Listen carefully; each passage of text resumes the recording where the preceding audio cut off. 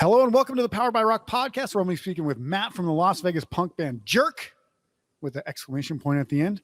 I had the privilege of seeing these guys open for Teenage Bottlerocket and the Last Gang with support from Tightwire back in 2021, and I was quite impressed.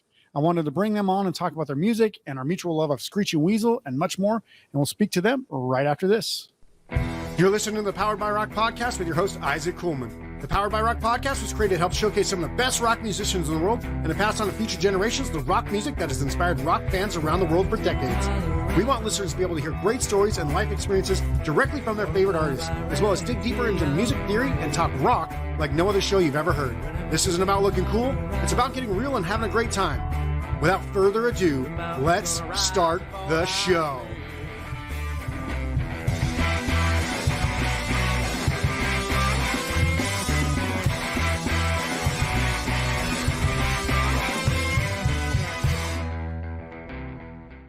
All right. Hey, everybody. Welcome to the Powered by Rock podcast. Today's going to be a good one because I always like to find good independent rock artists to discuss their music and highlight them. And Jerk, as I like to say, is a band that I think punk fans will like if they spend some time listening to to their music. Also, if you like the Ramones or Screeching Weasel or the Riverdales, anything like that, then I think you guys will also like these guys too. So, hey, Matt, welcome to the show. Hey, Isaac, glad to be here. Thanks for having me. Thanks for the applause. Yeah. I've got a whole cheering section back here behind me. I see him. Yeah. So obviously, one of my favorite things to do is kind of bring people on that are, not supported by major record labels. It's kind of tough to get those guys anyway, but even if I had the ability, I probably wouldn't bring those guys on because they've everything you want to know about them is already on the internet. It's guys like you guys who, there's not a whole lot of support and press around it. So it's nice to get some interesting conversations going with you. So let's just first start, because I know most people who are probably watching this show and listening to this podcast are probably not going to be familiar with Jerk, the band. So let's kind of talk about your guys' background, where you guys came from, how you guys started playing. And I know most of you guys are also in side projects, so we can talk about that as well. But how did you guys get together and start playing, and how did Jerk come together? Yeah, well, it started about 5.5, 6 years ago when our singer Josh moved out here to Vegas from Indiana.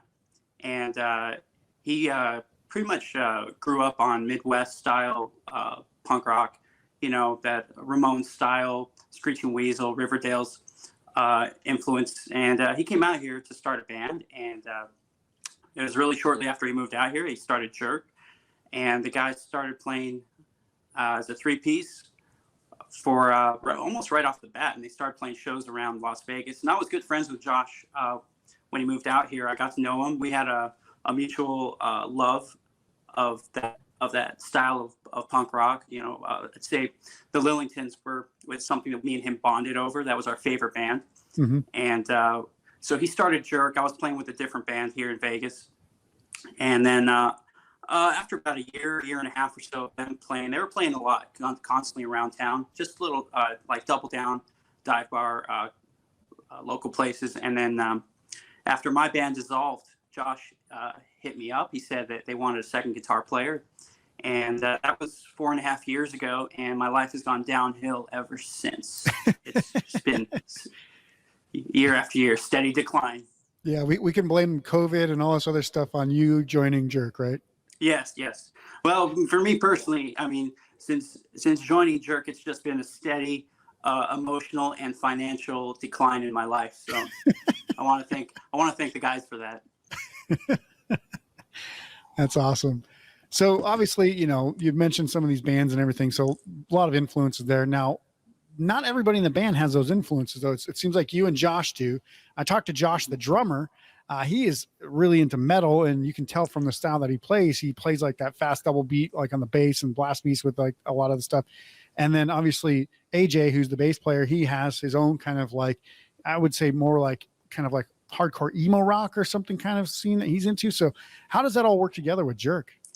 Well, you know what? Having a drummer like Josh Howard is so beneficial. It opens up a whole different layer of things we can do. We have songs that range from, really fast and hard to more poppy. And having Josh being able to, and he really, really wails on the double kick drum. I think that's a driving force in a lot of our heavier songs. and we get a lot of positive response for that. And also, you know, he's like you said, a metalhead guy. He's always been he's more into like Iron Maiden and you know, Motley Crue and that, all that stuff, and that's great. But what he brings to punk rock is something that I think people really see that, especially when we play a show. Usually, you know how there's always like other musicians in the crowd, and like, you know, for me, they might come up to me and be like, "Oh, what kind of guitar are you playing?" Or "I love that solo you did," or something like that. I see drummers run up to Howard and they're like, "Holy fuck, how did you do it?" Oh, wait, am I allowed to cuss on here? Absolutely.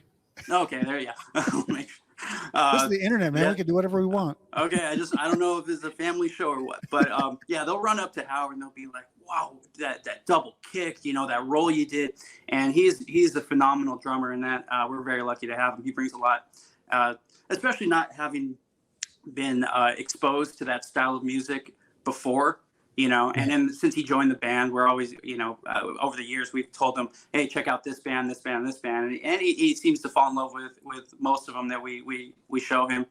So it's really cool having that that added layer to our band.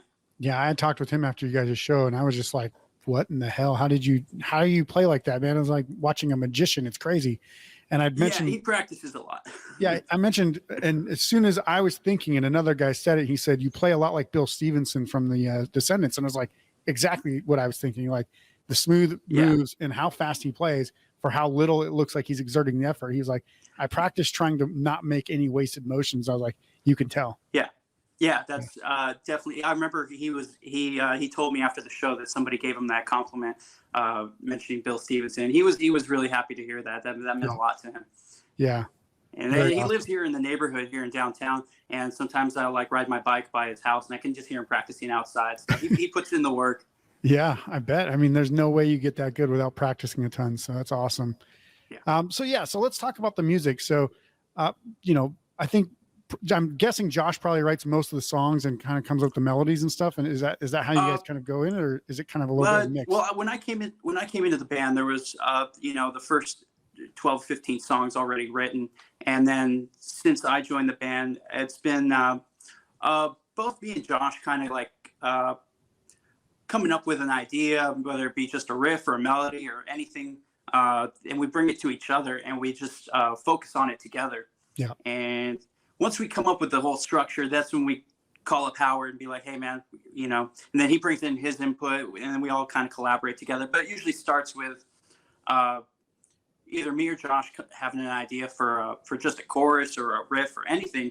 And then we come to each other and say, "Hey, what do you think of this?" And we usually tell each other, "That's good," or "That's awful," or something. And then we take something and try and morph it into something else. But it's I would say since I've joined the band anyway, it's been both of us really working together. And I think we do our best work when we work together.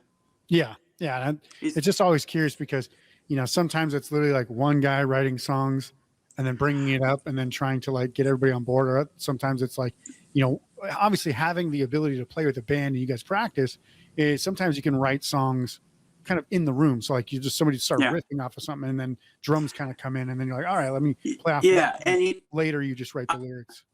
I've been in different bands where there's different styles of writing. Sometimes you have a person who is like the singer, the songwriter, the lead guitar player, and he brings everything right to the table. You know, it's like, this is a song, this is how I want it to be, start to finish. And that's it, you know, and maybe there might be a little bit of creative input for the other guys. And then you have bands where it takes the whole group coming together, or sometimes, you know, you just start jamming together. Sometimes you just throw 3 or 4 chords and then the bass jumps in and then the drums come in, and somebody says, "Hey, let's throw a stop here and let's put a chorus there or split the verse," or something like that. And, you know, I've been in bands where the writing style goes is both different ways like that. Yeah. And they both have their benefits. Yeah. I tend to enjoy writing with other people. Yeah. I think it gives it more of a, and this is going to sound weird, but because I have to play a lot by myself because I don't have a band and I haven't had a band for like 6 years. And in the last band I played drums in, but I do play guitar and bass. But I'll usually have, you know, the whole song written. But if anytime I go and play with band and practice with a band, like it's so much better because then I can actually think of how I want the song to sound as I'm kind of making it, as opposed to thinking about how I want it to sound and then trying to create it, right? Because there's a lot of pressure to try to match what's in your brain and then try to do it yourself versus having something just kind of spontaneously happen and then trying to kind of improve it after that, which is, I think, the better way to do it, in my opinion. Yeah. Well, I agree. I jam with this. I play in another band, and the singer, he does almost everything himself. And he'll send me the demos that he writes and everything. And I play bass in that band, and he says, I'll try and incorporate how I want the bass lines to go. But for the most part, he has like 99% of the song done by the time we even get the whole group together. Yeah. And that works too, because some people just have that particular talent, they have the vision already. They already have the song in their head how they want it start to finish, and that's fine.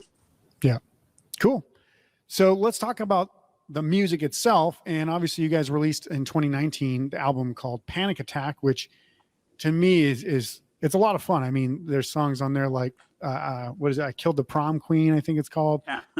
And some other ones in there like Susie's a Bonehead. And you could tell like some of them are very, very, very Ramones and Screeching Weasel-esque, even with like the titles and stuff like that. Playful joking kind of references to comic books and all that kind of stuff. So what was it like, doing that? And then obviously you guys have had a couple of extra singles come out since then. But what was it like putting that album together? Who'd you record it with? And did you use a producer? I think you said you did, but who did you kind of work with, and how did that whole thing come together? Well, the guys, Jerk had a self-released full-length album called Get Rad when they first started. And Gotcha. This was they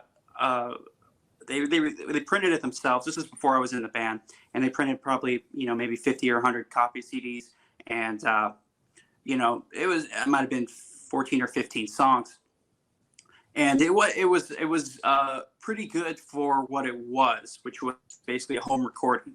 Not much more than demo, and then when we decided we were going to do a full length album, we went to our buddy Mike Lavin, who was not anymore, but he moved out of town.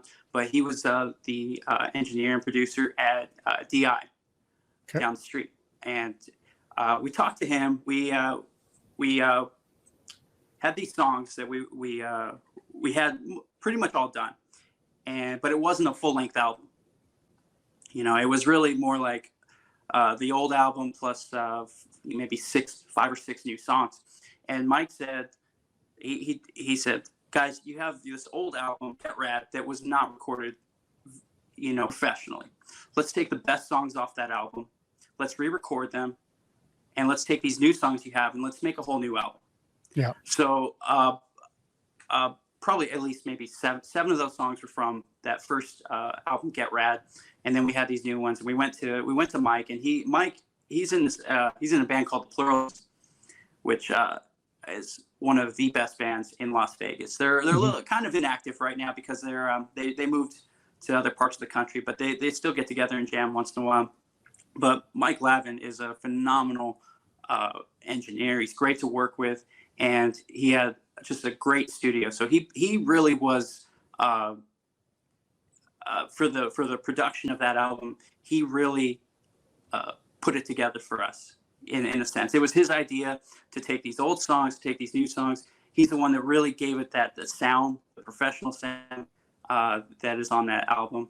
And then his bandmate Trent, who's a singer for The Plurals, he did the artwork for the album. So nice. Those guys are good friends of ours, and they contributed a lot, and we love them. That's awesome. Yeah, I was gonna say, because you do have like that kind of comic booky. Cover. We like that cartoonish feel. We don't take ourselves too seriously, and you can tell that. You can see that in our music. That's one of the things like we kind of all talked about early on. It's like this is a 3-chord punk rock band. We sing about beer and girls and partying, and some of that evolves. It might have changed, over time as we're getting older, but for the most part, we're called Jerk. We play 3-4 chord punk rock songs, and we're not trying to do anything too serious. We're fun guys. Yeah. So do you guys have current music that you guys are going to be putting out soon? Are you working on new music, or is it kind of tough to get the band together during this time? Of course, like the pandemic gave us lots of free time. Yeah. So we've been waiting. We recorded the 4 songs for the 7-inch last year, and we've been waiting for a while for it to get pressed. Of course, the pressing plants, they're all taking forever. Nobody's fault except for maybe the big record labels who are jumping on the vinyl train. We mentioned that earlier. So it's taken a while to get our record pressed, but we were very lucky. We have a great label, Mom's Basement Records, out in Pennsylvania, and they have some of the best pop punk around right now. And John, who runs that label, he does great work, and I love all the bands on the label. They're doing really good stuff, and so we're waiting for that. And since then, we've been writing stuff. We have a lot of stuff ready to get into the studio again. And I'm not sure, we don't have any kind of official schedule or time frame. We're just trying to think about what we want the next album to be like structurally, to put it all together, and then we're going to jump in the studio. Nice. Yeah, and obviously you guys, you're not the rich, famous musicians that can obviously just work on and just do your music alone, but you guys all have day jobs. Obviously, you probably have to work around those schedules and stuff like that. But do you find it kind of hard, as a band that's kind of not signed to a major label, to get that extra promotion, do that promotion yourself? Now, I know you do have an actual record label, but do you guys have to do a lot of this promotion yourselves as part of that? I mean, it's kind of like a back and forth with the smaller labels. Yeah, it's we're very independent. I mean, Mom's Basement Records helps us out. They promote for us, but most of the stuff we do is on our own through social media. We try and stay active with our YouTube channel, our Instagram, Facebook, all those things. And even if it's just making like stupid videos or something, sometimes we do little skits or just fuck around on our own, and we just or even if it's promoting other shows around town. Josh is a promoter over at Evil Pie. Yep. So he's always putting on shows over there, even if Jerk's not on the saw him last weekend at at this show, the Nights Like Thieves and the Taken Days concert. I just saw him there doing that show at Evil. Yeah.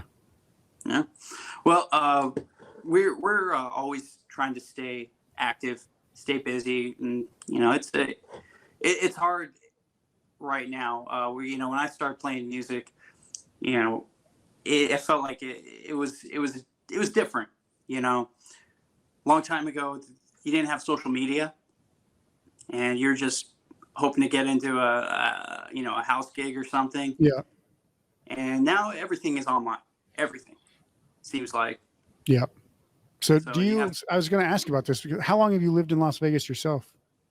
17 years. Okay. So I'm about 16. So you probably have a very similar perception of the Las Vegas music scene here, because it seems like the process is to just try to meet other Las Vegas bands and try to cobble together a show with each other, because venues and promoters and the fans don't seem to be kind of clamoring for shows. You just have to kind of go out and play them and then tell people, hey, show up, please. Like, there doesn't seem to be, like, if you go like in California or even Texas or random cities and a lot of, especially college towns, you'll find a huge little rock scene in most of those towns. But here in Las Vegas, it's very sparse. It's just like little pockets here, and you got like Double Down and you got the Dive Bar, but it's not an every weekend thing. Even sometimes it's like they'll just put on karaoke or something because they don't have enough bands to even promote.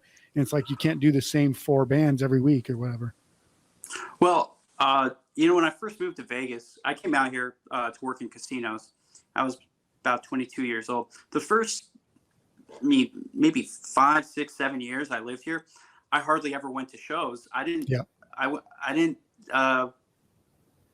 really discover the local music scene. I'd go out to, if there was a bigger band, that I knew that I wanted to see, I'd go catch them at House of Blues or Yeah. something like that. But the local music scene didn't really catch my ear until maybe about 7 or 8 years ago. I was at the Beauty Bar and I saw a local band that really blew me away, and I started talking to those guys, and that's when I started to discover some of the local bands and get into the scene. Yeah. Who was the band? So, but for a long time, I was not active in this local scene at all. I didn't really caught my ear. When I first moved here is when the Killers were really blowing up. Yeah. And so the friends that I did have here were really into like local indie stuff, which was always going on over at the Bunkhouse. Yeah. Yeah. So who was the band you saw at the Beauty Bar that blew you away? They were called Civilians. Okay, haven't heard of them. Yeah. They were active for a while. I think they played a punk rock bowling show. Gotcha. And really good, kind of like street rock. Or they opened for a band that I used to know back called Generators, and I just went to Beauty Bar to catch the Generators, and I was sitting in the back, listening, just waiting for the Generators to go on, and I heard Civilians, and they said they're from Las Vegas. I was like, wow, this is really good. So I made my way up front and really enjoyed them. And when I got to know those guys, then I kind of discovered a lot of other bands around town. Yeah, that's awesome. Yeah, and there are quite a few good bands if you dig deep. I mean, you don't have to dig too deep. You just kind of gotta look around, check out some of the venues in here and there. But one of the things I've always noticed is you go to a venue, I mean, 30, 40 people, that's a good day. And even on a Friday or Saturday night, and you're like, hey, that's just kind of how it is with the local scene. Now, is that a low number for other places? I don't know, but it seems like the venues themselves have to attract the crowd. It's almost like the bands that are playing. It's not like you guys can't pull crowds, or Mercy Music or any of these guys can't pull crowds, or Guilty by Association, Happy Campers. Those guys can pull crowds, but it's like pulling people to come watch your shows. Like I've been a huge punk fan. I've been a huge rock fan for all my life.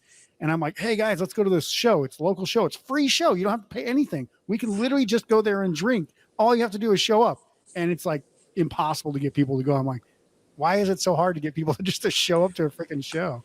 There's something that's kind of an anomaly to me, and it always makes me laugh. Like, we have local shows. Like, we have a gig coming up with 4 local bands next month. It's going to be great, and for a show like that, we will probably fill up the Double Down.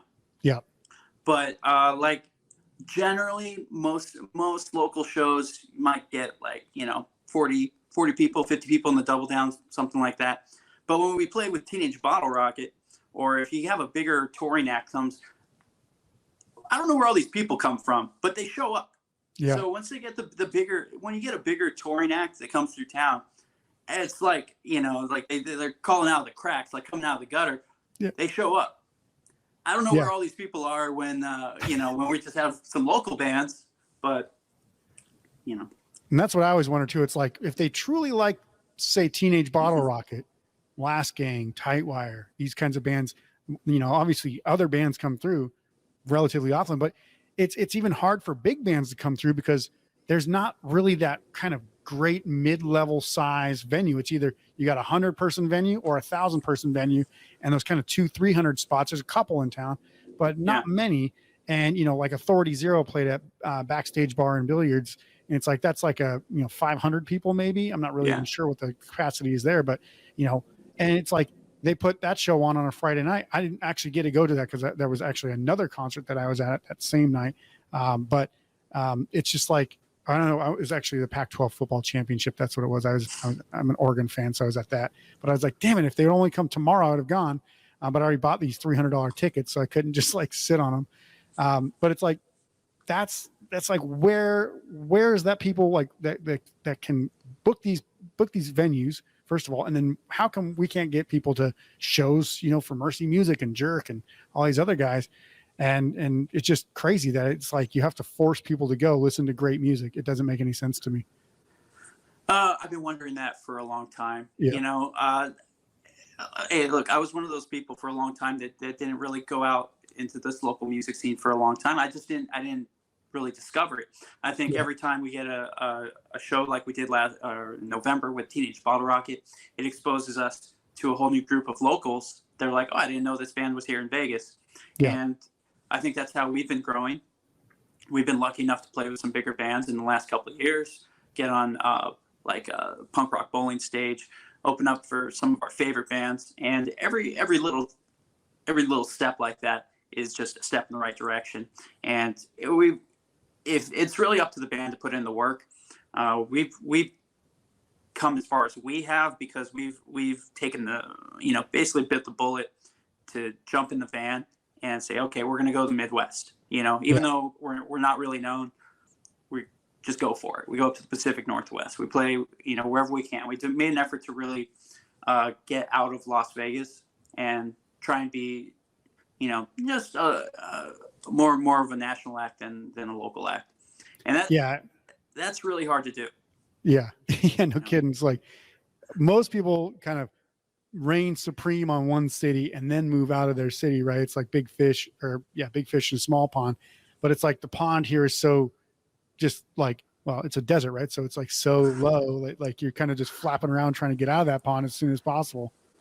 I remember an interview with Reverend Horton Heat a few years back. And one thing that stuck with me that he said was that the bands that get big are the ones that tour. Yeah.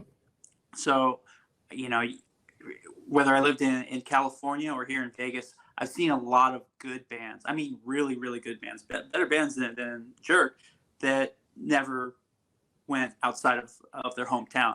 Yeah. Because, and some people don't want to do that. Some people, they're at an age or they have a family and they have a job and they're not trying to be a national act. They're not trying to tour the world, and that's fine.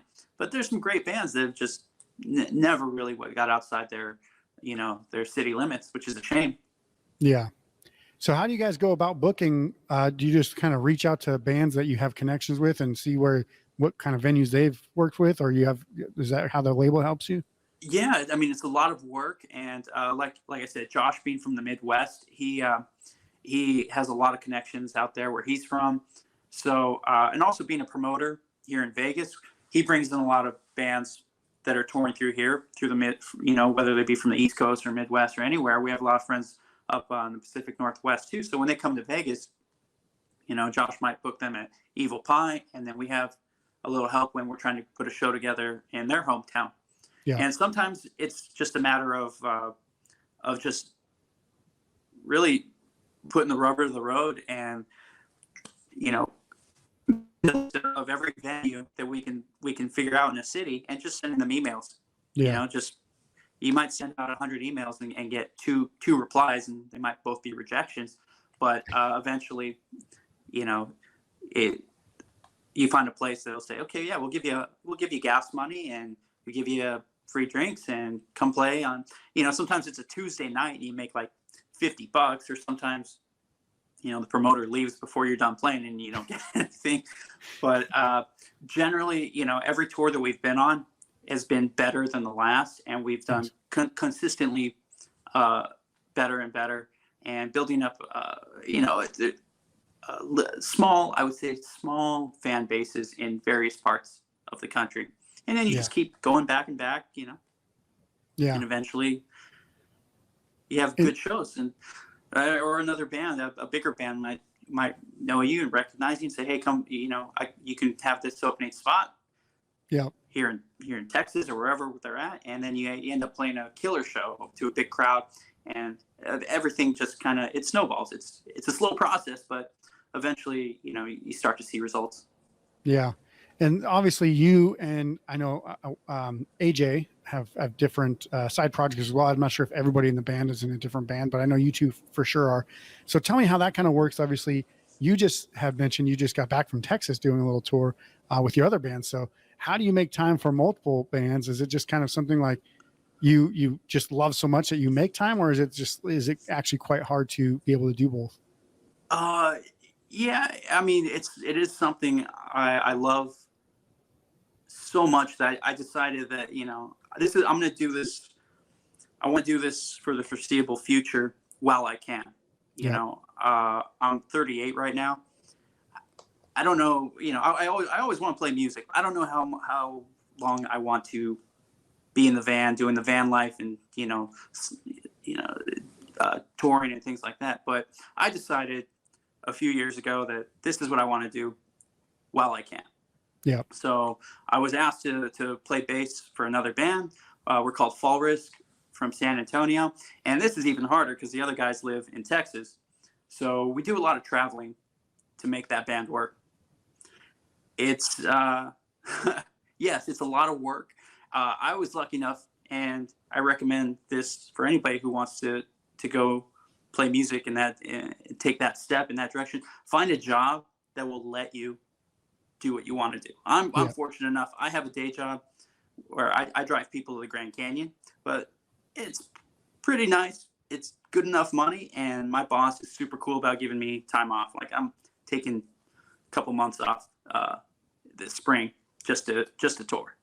Nice. So I'm lucky to put myself in that position, but it took me a lot of years to figure that out. I worked in casinos for a long time, and sometimes they're very strict and stingy about giving time off. There's certain dates where they won't give you time off, things like that. Eventually, and this wasn't a terribly easy decision, it wasn't an easy step for me. I left that business. I left the casino business without really having any kind of plan, and it took some time to figure out what I was going to do.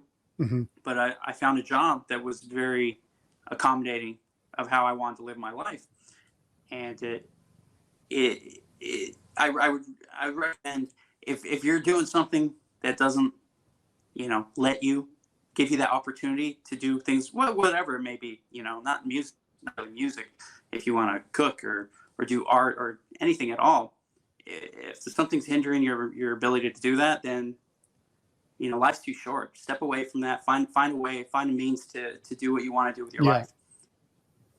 Yeah, so, build your life around work, not the other way around, right? Exactly. And I spent most of my 20s, building a career, and eventually I was not happy with it. And I used to be a dealer, a supervisor. I would dream all day. I mean, literally daydream about playing music. Yeah. And my guitars were basically hanging on the wall. I had amps in the garage that never got used. And finally, when I started playing again, it just clicked. And then when I took a weekend trip with my band to go in Phoenix and Tucson, I was like, why am I not doing this all the time? Yeah. Why I put so much of myself into a job that really doesn't give a shit about me at all. Yeah. Yeah, exactly. So, for me personally, I put in the effort to go play music in Texas. You can do a lot over the internet too, which is very helpful. I was going to say, how do you guys practice, or they send you some stuff and you just work out the songs and send it back? Yeah, pretty much. I mean, it's definitely more practice than average band, but yeah, I mean, like I said, with this band, we have a singer who does all the writing, and he makes the demos, and then he'll do the demo with the drummer. They send them to me through the internet, and I'll work out my bass parts. And it's a lot of work because, when you show up and you're in town for 3, 4, or 5 days, there's no room to learn there. You got to be ready when you show up. Yeah. So that's how we do it, and it works. And I got the guys coming out here in gigs, and then we try and make the most of every trip. When I went to San Antonio, we played 3 gigs. We went to Corpus Christi and Houston, and when the guys come out here next month, we're going to do a gig here in Vegas, and then we're going to go I think Phoenix, or I don't know, maybe California or somewhere. But you make the most of what you got, and we're going to do some recording and stuff like that. So Josh has a side project that is called Damn by the Night. And they haven't played a gig. I think that Josh said it might be more of a recording project, but it was kind of like horror punk, and I feel like it's kind of evolving into psychobilly.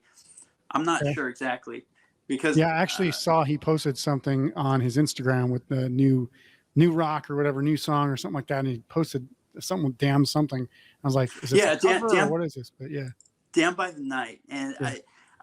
it's he sends me every time he writes a song or something, he sends me a video of it, and it's pretty good. But I could see it's evolving more from horror punk towards psychobilly, because I saw a post today that he put up saying that he's looking for an upright bass player. So that's the dead giveaway right there. Yeah. First giveaway. Yeah, it's going to be the Stray Cats meets like System of a Down or like something like that. And he got a Gretsch guitar, which he's very proud of. And so I can tell right there he's starting to use that whammy bar and do some bends and stuff, slamming on the E string, standard rockabilly stuff. Yeah. I'm gonna watch it. Just keep an eye on his hair, make sure see if he starts doing the pompadour and things like that. Yeah, you're like mascara and a pompadour, and then that'll be like perfect. Awesome. So I know you guys obviously do have the show. Next show is on February 19th. I think by the time this airs, it'll be just past. But obviously that's with Franks and Deans and Happy Campers at the Double Down Saloon. Do you guys have any other shows lined up or you're trying to book right now? And well, interesting thing about that show is so it's going to be Franks and Deans, Happy Campers, Jerk, and then my other band, Fall Risk, coming from San Antonio. So I got to do double duty, which I'm not a big fan of, honestly. Yeah. But I'll do it. It's not that I mind playing two sets. It's just that I feel like it's kind of, I don't know. You gotta have a lot of ego to think that people want to see you play music all night. Like there's sometimes people have like 5 different bands, and you'll see all 5 of those bands on a bill, and it's just like, come on, man. How much of you do you think we want to see? But I'll do the 2 sets, and I think that's going to be a really great show. It's going to be a lot of fun. All those other bands, they're all good friends of ours, and should be a lot of fun. As far as Jerk stuff, gosh, I don't think we have a lot going on. I know. The next couple months is going to be maybe a little quiet for us.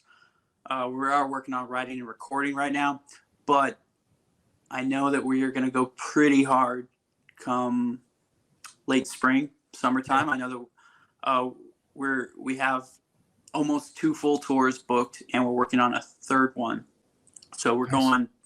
I don't have off the top of my head. I just know we're going to the Midwest, and then working on the East Coast also, which we haven't been to. We've never been to the East Coast. We made it, I think, as far as Cleveland one time. Nice. And we almost got to Pennsylvania, and that show got canceled. And so our goal for this year, with music coming back, hopefully, was to make it to the East Coast. So we're going to try and get to, New York, Boston, DC, Pittsburgh, Pennsylvania, all those spots, and see some new cities, some places we haven't been to before. Very cool. And then I know that we're doing the Midwest, I think in April. I think April into early May. Cool. Very awesome. Yeah, that's great to hear because, obviously, I think it was last or just like maybe a couple of weeks ago, you guys had to cancel the show. I believe somebody in the band had COVID, or the whole band got COVID. But well, we actually, let's see, we were scheduled to play. Gosh, I just know that we canceled at least 3 shows to start the year off, which is not a great way to start the year off. Yeah. We had, it was kind of depressing. We really wanted to hit the ground running, but, we decided, I've been talking to the guys. I'm like, guys, it's just one little hiccup. This isn't how the whole year is going to go. Let's not let it define the whole year. So trying to stay positive about that. Some people shit goes sour the first week of the year, like Betty White dies or something, and everybody's like, well, fuck 2022. It's like, wait, we still got 51 weeks to go. Everybody dies. Around. Somebody dies in January every year. Yeah, it's like, let's not let it dictate the rest of the year. So we're gonna try and stay positive and make up those shows and try and make something of this year and have a lot of fun. Awesome. I want to thank you for obviously coming on the show. We'll add some links to the music and everything in the show notes below. Did you want to plug anything or say anything to anybody who maybe hasn't heard about you guys yet before we go today?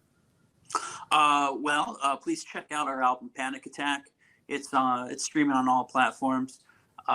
Keep an eye out for our 7-inch. It's called Sleepaway Camp. Welcome to Sleepaway Camp, coming out on Mom's Basement Records. Please check out Mom's Basement Records.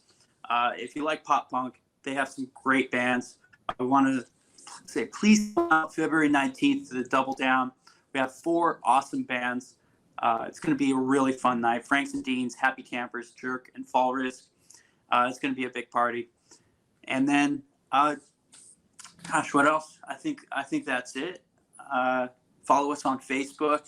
You know, even if we don't have a whole lot going on, we just like to, you know, post some fun stuff on there and just interact with people. Yeah, I haven't seen anything like this, but you guys should just start doing pranks on each other, and then at the end just say jerk. You know what's funny? With the name Jerk, we've noticed that people tag us in random things where they're like calling other people a jerk. Yeah. Yeah. So we get tagged in some random things. I don't think they realize they're tagging a punk band from Las Vegas. Yeah. And so what I've done recently is I make an effort to reply to every single one of them, and maybe, you know, interject on whatever conversation they're having about whatever it may be, but also make it a point to let them know, hey, check out Jerk on Bandcamp or on Spotify, you know. So I've had some fun doing that. Yeah, that's pretty funny because, yeah, you could be like, you know, somebody's like, hey, you're an @Jerk. And then it's like, oh, no, these guys have nothing to do with us. But, hey, you know what? Check us out anyway. It's been fun doing that. I get some interesting replies when I mess around with people. That's nice. That's cool. So check out Josh's band, Down by the Night. AJ has a great side project called Wyatt and the Ashes. And then I'm in a band called Fall Risk. We're going to be here next month. So yeah, we're all pretty busy doing stuff. But you know, Jerk's going to be really busy this year. Probably after March, we're really going to hit the road and go hard. I think that's how it's going to be. You know, spring, summertime into early fall. That's going to be touring time, and then, you know, when COVID hits again next winter, we'll lay low. Yeah, exactly. Don't want to get stuck out in Pittsburgh or something and be like, oh, all of our shows are canceled. Now we got to drive back. Yeah, what a bummer.